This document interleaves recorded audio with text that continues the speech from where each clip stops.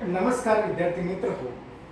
आज आपण BA द्वितीय वर्ष तृतीय सत्रातील भूगोल विषयाच्या अनुषंगाने असणारा आपला पेपर हवामानशास्त्र या हवामानशास्त्राचा विचार आजच्या तासामध्ये करणार आहोत. मित्र हो, या अगोदरच्या तासामध्ये आपण हवामानशास्त्रातील वातावरण आणि या वातावरणामध्ये देखील वातावरणाची संरचना हे अभ्यासण्याचा प्रयत्न या ठिकाणी करत आहोत. वातावरणाच्या संरचनेचे आपण 4 थर 4 विभाग या वातावरणाचा आपण पाडलेले. साधारणतः आपण काय केलेलं आहे की पृथ्वीच्या सभोवती असणारं हे जे काही वातावरण आहे या वातावरणाचा उभा छेद आपण या ठिकाणी घेतलेला आहे आणि हा अशा पद्धतीनं भूपृष्ठापासून उंचीपर्यंत असणारा जो काही वातावरणाचा उभा स्तर आहे हा उभा स्तर या ठिकाणी आपण घेतला आणि मग त्याचे या उभ्या स्तराचे वेगवेगळे विभाग या ठिकाणी आपण पाडलेले आहे. त्या विभागामध्ये पहिला विभाग जो भूपृष्ठाला लागून असणारा जो काही विभाग आहे तो म्हणजे तपांबर. या तपांबराचा अभ्यास आपण मागील तासामध्ये केलेला आहे. ट्रोपोस्फियर याचा अभ्यास आपण मागील तासामध्ये केलेला आहे. त्याचबरोबर दुसरा जो काही थर या ठिकाणी आढळतो, दुसरा जो काही विभाग या तपांबराच्या थरानंतर उंचीपर्यंत साधारणतः 80 किलोमीटर पर्यंतच्या उंचीपर्यंत तपांबराच्या थरानंतर 80 किलोमीटर पर्यंतच्या उंचीपर्यंत म्हणजे तपांबराचा थर जरी आपण म्हणत असलो तरी तपस्तब्दी हा देखील तपांबराच्या थराचा शेवटचा भाग आहे. म्हणून तपस्तब्दी नंतर साधारणतः 80 किलोमीटर पर्यंतचा असणारा जो काही दुसरा भाग या ठिकाणी वातावरणातील उभ्या छेदामध्ये आपल्याला दिसून येतो तो म्हणजे स्थित्यांबर. हा स्थित्यांबराचा भाग हा मागील तासामध्ये आपण अभ्यासण्याचा प्रयत्न या ठिकाणी करत होतो. स्थित्यांबरामध्ये जर आपण बघितलं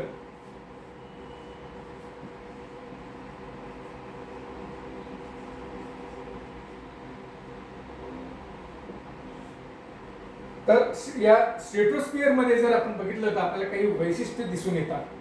ते वैशिष्ट्यांचा अभ्यास आपण मागील तासामध्ये देखील केलेला आहे, पण त्याची एक उजळणी या ठिकाणी घेणं आपल्याला आवश्यक आहे. आपण मागील तासामध्ये बघितलं की स्थित्यांबराचा हा असा थर आहे की साधारणतः 35 किलोमीटर पर्यंत या स्थित्यांबरामध्ये तापमान हे सारखं असतं आणि ते तापमान सारखं म्हणजे किती असतं? हे तापमान सारखं म्हणजे -56°C की जे तापमान तपस्तब्दीमध्ये असतं तेच तापमान हे स्थित्यांबराच्या थरामध्ये स्थित्यांबराच्या विभागामध्ये पहिले काही किलोमीटर पर्यंत म्हणजेच 35 किलोमीटर पर्यंत हे आपल्याला असलेलं दिसून येतं. त्यानंतर दुसरं महत्वाचं वैशिष्ट्य म्हणजे आपण या ठिकाणी असं बघितलं की या स्थित्यांबरामध्ये हवामानाचे कोणतेच आविष्कार या ठिकाणी आढळत नाही.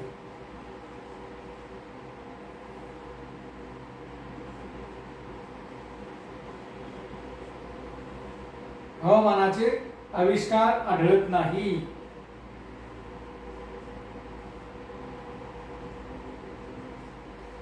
हवामानाचे कोणकोणते आविष्कार आहेत? हे साधारणतः ढग आहे. हे प्रामुख्याने आपल्याला तपांबरामध्ये दिसून येतात. ढग, पाऊस, विजा, इंद्रधनुष्य यासारखे हवामानाचे वेगवेगळे आविष्कार जे आपल्याला तपांबरामध्ये दिसतात ते मात्र आता या स्थित्यांबरामध्ये आपल्याला आढळून येत नाही. स्थित्यांबरामध्ये आपल्याला हे आढळून येत नाही. त्याचबरोबर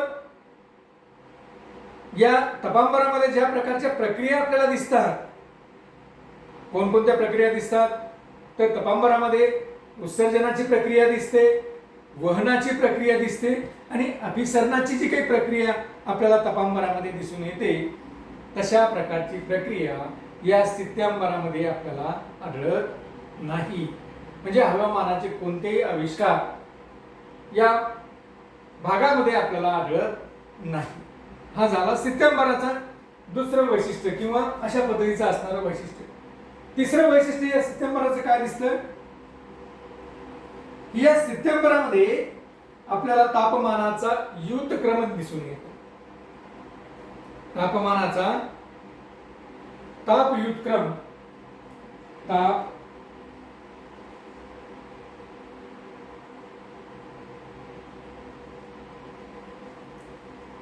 युद्धक्रम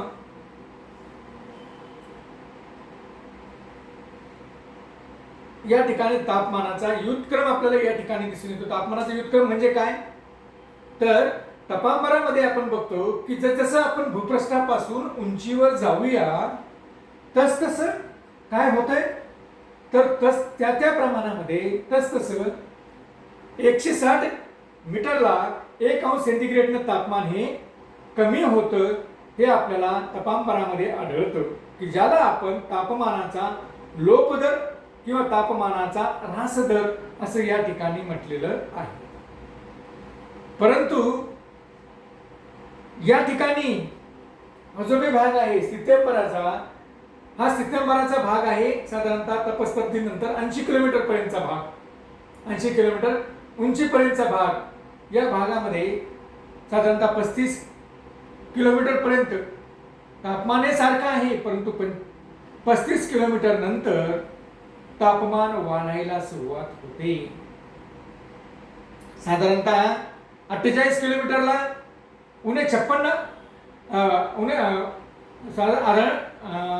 48 किलोमीटरला उणे 45 अंश डिग्री सेंटीग्रेड तापमान हे आढळतं. तर 80 किलोमीटर उंचीवर या वातावरणामध्ये हे तापमान उणे 38 अंश डिग्री सेंटीग्रेड पर्यंत वाढलेलं आपल्याला दिसून येतं. म्हणजे याचा अर्थ असा की जे तापमानामध्ये तापमान कमी होत होतं, इथं तापमान वाढलेलं आपल्याला दिसतं. म्हणजे उंचीनुसार या ठिकाणी तापमानामध्ये वाढ होताना आपल्याला दिसते. यालाच आपण असं म्हणतो की या ठिकाणी तापमानाचा युद्धक्रम निर्माण झालेला आहे. ताप युद्धक्रम म्हणून या थराला ताप युद्धक्रम स्तर असं देखील या ठिकाणी म्हटलेलं आपल्याला दिसून येईल. त्यानंतर मित्रहो, या थराचं वैशिष्ट्य म्हणजे या थरामध्ये सगळ्यात महत्वाचं जे काही वैशिष्ट्य आहे ते म्हणजे या ठिकाणी ओझोन वायूचा एक थर आढळतो. साधारणतः 30 ते 40 किलोमीटर उंचीवर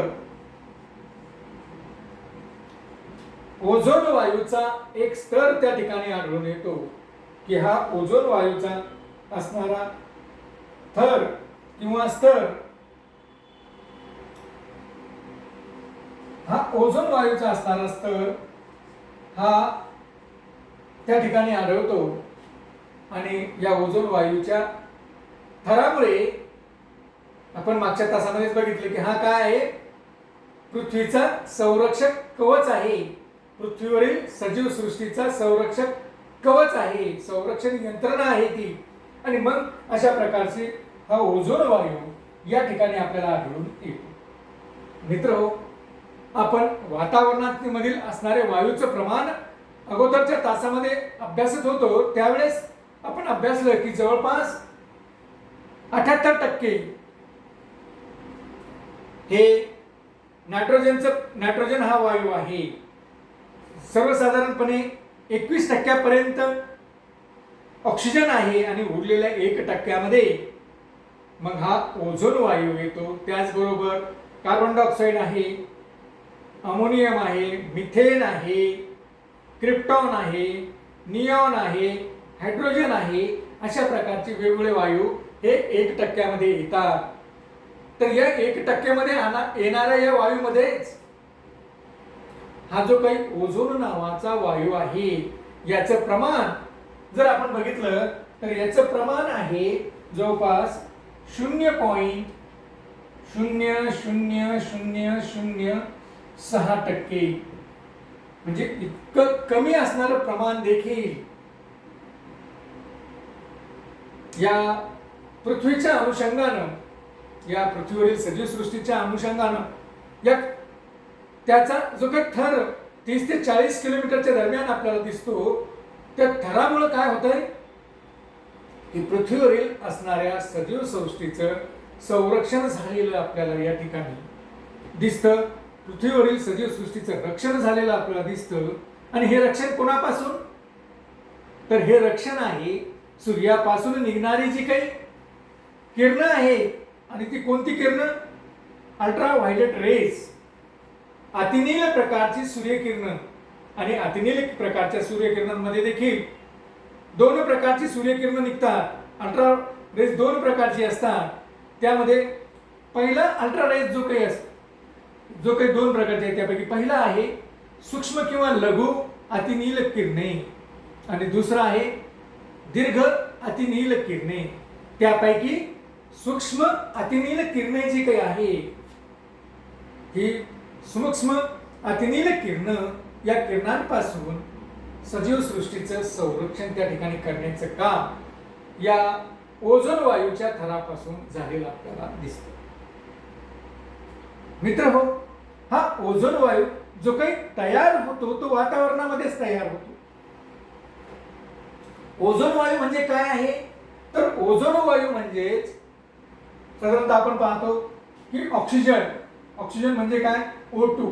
ऑक्सिजन साठी O2 ही संज्ञा वापरली जाते. म्हणजेच या ऑक्सिजन मध्ये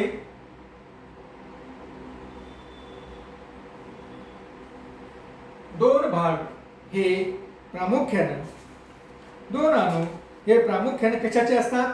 ऑक्सिजनचे असतात. आणि म्हणून प्रामुख्याने हा वायू या ठिकाणी बनलेला आपल्याला दिसतो. म्हणजे अशा पद्धतीने हा ऑक्सिजन आहे. तर O3 म्हणजे काय? O3 म्हणजे ओझोन. याला आपण ऑक्सिजन असं म्हणतो. तर याला आपण ओझोन असं म्हणतो. हा ओझोन म्हणजेच काय? ऑक्सिजनचं पुढचं रूप. ऑक्सिजन मध्ये आपण O2 म्हणतो. तर ओझोन हा वायू ऑक्सिजन पासूनच तयार होतो. साधारणतः काय होतंय की भूपृष्ठापासून 30 किलोमीटर उंचीवर जे काही ऑक्सिजनचे जे काही अणू असतात त्या ऑक्सिजनच्या असणाऱ्या अणूंचं विभाजन त्या ठिकाणी होतं. आणि विभाजन होऊन साधारणतः O2 असेल तर OO अशा पद्धतीने होतं. आणि त्यामध्ये पुन्हा एक ऑक्सिजनचा अणू एकत्र येतो आणि त्यापासून O3 म्हणजेच ओझोन या वायूची निर्मिती त्या ठिकाणी होते. मित्र, अशा पद्धतीनं हा जो काही ओझोन वायू आहे, हा ओझोन वायू वातावरणाच्या भूपृष्ठापासून 30 ते 40 किलोमीटर उंचीपर्यंत असणाऱ्या भागामध्ये प्रामुख्याने आढळतो. मित्रहो, मग हा ओझोन वायू चांगलाही आहे आणि वाईटही आहे. आपण बघितलं की ओझोन वायूचे दोन प्रकार प्रामुख्याने. ओझोन वायू हा चांगलाही आहे आणि वाईटही आहे. तो कसा? तर ओझोन वायू पासून आपण जर बघितलं तर पृथ्वीचा संरक्षक कवच तो निर्माण झालेला आहे. म्हणजे सूक्ष्म प्रकारचे जे काही अतिनील सूर्यकिरणं आहेत, हे अतिनील प्रकारचे सूर्यकिरणं ही ओझोन वायूच्या अनुषंगाने शोषली जातात. मग ही जी काही अल्ट्राव्हायलेट रेज आहेत, अतिनील सूर्यकिरणं आहेत, ही दोन प्रकारची आहेत. मी तुम्हाला सांगितलं की त्यामध्ये सूक्ष्म अतिनील किरणं आणि दुसरं आहे दीर्घ अतिनील किरणे. ही दीर्घ अतिनील किरणे ही सजीव सृष्टीच्या दृष्टीनं आवश्यक देखील आहे. कारण ही दीर्घ अतिनील किरणांमुळे वनस्पतीची वाढ झालेली आपल्याला दिसते. त्याचबरोबर वेगवेगळ्या प्रकारची जी काही जीवनसत्वे मानवाच्या शरीरामध्ये आहेत, प्राण्यांच्या शरीरामध्ये आहेत, या जीवनसत्वाची निर्मिती ही दीर्घ अतिनील सूर्यकिरणापासून झालेली आपल्याला दिसतात. म्हणून ही अल्ट्राव्हायलेट रेज ही मानवाच्या दृष्टीनं आवश्यक पण आहे, परंतु त्यापैकी जे सूक्ष्म किंवा लघु अतिनील सूर्यकिरण आहेत, अल्ट्राव्हायोलेट रेज आहेत, या मात्र मानवाच्या शरीराच्या दृष्टीने घातक आहे, सजीव सृष्टीच्या दृष्टीने घातक आहे. आणि मग या घातक असणाऱ्या किरण किंवा रेज किरण ही प्रामुख्याने या ओझोन वायूच्या अनुषंगाने 30 ते 40 किलोमीटर उंचीवरच वातावरणामध्ये शोषली जातात. आणि त्यामुळे होतंय का की ही शोषली गेल्यामुळे ही जर सूर्यकिरण सूक्ष्म अतिनील सूर्यकिरण जर किंवा लघु अतिनील सूर्यकिरण जर पृथ्वीवर आली असती तर काय झालं असतं? मानवांना, प्राण्यांना, पक्ष्यांना त्वचेचे कर्करोग त्या ठिकाणी झाले असते, वनस्पतीची वाढ खुंटली असते आणि पृथ्वीचा असणाऱ्या तापमानामध्ये प्रचंड वाढ या ठिकाणी झाली असती. परंतु असं होत नाही. त्याचं कारण आहे की तिथं या सूर्यकिरणांपासून सूक्ष्म अतिनील सूर्यकिरणांपासून मानवाचं संरक्षण करण्याचे काम हा ओझोन वायू या 30 ते 40 किलोमीटर उंचीवर वातावरणामध्ये करत असतो. मित्र हो, अशा पद्धतीने हा असणारा जो काही वायू आहे हा महत्वाचा आहे. मी तुम्हाला तेही सांगितलं की हे जी काही किरणं आहे ही किरणं मानवाच्या दृष्टीने देखील काही पण ती दीर्घ स्वरूपाची असणारे जे काही रेज आहेत त्या मात्र मानवाच्या, प्राण्यांच्या आणि वनस्पतीच्या दृष्टिकोनातून देखील महत्वाच्या आहेत. तर मग अशा पद्धतीने मित्र हो, हे ज्यावेळेस किरण लघुलहरी या वातावरणाच्या 30 ते 40 किलोमीटर पर्यंत असणाऱ्या भागामध्ये शोषल्या जातात, त्याचं विकिरण देखील वातावरण त्या ठिकाणी करतं, ओझोन वायू त्याचं विकिरण देखील करतो. परंतु सगळ्याच्या सगळं ओझोन वायू त्या ठिकाणी शोषल्या गेलेल्या अतिनील किरणांचं, सूक्ष्म अतिनील किरणांचं विकिरण किंवा परावर्तन करतोच असं नाही. त्यापैकी काही अतिनील किरण आणि त्यांची असणारी उष्णता मात्र त्या ठिकाणी शिल्लक राहते. आणि म्हणूनच आपण पाहतो की भूपृष्ठापासून 35 किलोमीटरच्या पुढे तापमान वाढायला सुरुवात झालेली आपल्याला दिसते. आणि तापमान वाढण्यामध्ये, उंचीनुसार तापमान वाढण्यामध्ये हा ओझोनंबरचा किंवा ओझोन वायूच्या या भूमिकेची देखील मदत होते. कारण का तर ओझोन वायू जो काही आहे तो जेवढ्या प्रमाणात अतिनील सूर्यकिरणांची उष्णता किंवा अतिनील सूर्यकिरण शोषून घेतो, त्याच्यातील उष्णता शोषून घेतो, त्याचं विकिरण करतो, परावर्तन करतो, परंतु सगळ्याच्या सगळं उष्णतेचं त्या ठिकाणी परावर्तन किंवा विकिरण अवकाशामध्ये होत नाही. काही त्या ठिकाणी शिल्लक राहते आणि शिल्लक राहिलेली उष्णताच या थराला तापमान देण्याचं काम या ठिकाणी करत असते. आणि म्हणून आपण पाहतो की 35 किलोमीटर नंतर या सितंबर थराचं तापमान वाढायला सुरुवात झालेली आपल्याला दिसते. आणि मग आपण पाहतो की उंचीनुसार या थराचं तापमान वाढलेलं आपल्याला दिसतं. तर मित्र हो, अशा पद्धतीनं आपण आजच्या तासामध्ये या स्थित्यंबराचा विचार आणि स्थित्यंबरामधील ओझोनांबर नावाचा जो काही थर या ठिकाणी आढळतो 30 ते 40 किलोमीटरच्या दरम्यान, यांचं सविस्तर असं वर्णन किंवा सविस्तर असा भाग या ठिकाणी आपण घेतलेला आहे. धन्यवाद.